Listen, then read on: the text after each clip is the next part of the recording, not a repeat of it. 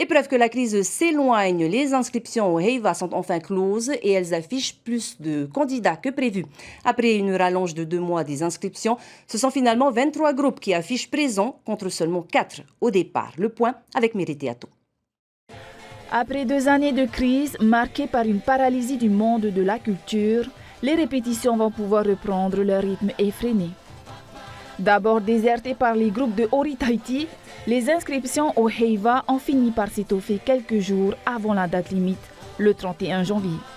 Même si on a réussi à tenir un festival à bout de bras, les groupes ont beaucoup souffert, beaucoup ont perdu des proches, donc c'était difficile de se relever, de garder un peu le moral et de relancer une nouvelle aventure, que ce soit en chant comme en danse, pour le nouveau Heiva.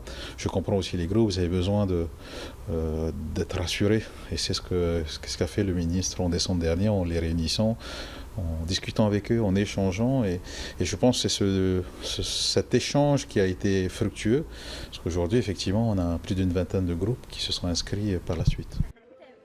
Au total, 11 groupes de danse et 12 en chant vont fouler les planches de Tohata en juillet. Fidèle au rendez-vous, Haut-Tahiti accélère la cadence des entraînements.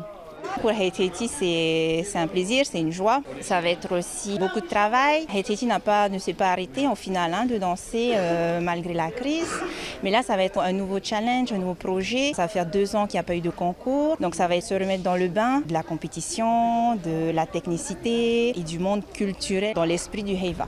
Plaisir, c'est un grand mot parce que c'est quand même dur la reprise par rapport au temps d'arrêt qu'il y a eu. Surtout que nous, on n'a pas vite repris les répétitions. Donc, d'une part, ouais, parce que ça manque quand même de danser. Il va falloir se mettre au travail, il va falloir surtout bien lire son règlement, bien lire ses fiches de notation et surtout travailler en continuité avec TFTN qui est l'organisateur justement de ce Heiva. Après validation de la Maison de la Culture courant février, les groupes pourront démarrer les répétitions dans le cadre du nouveau règlement.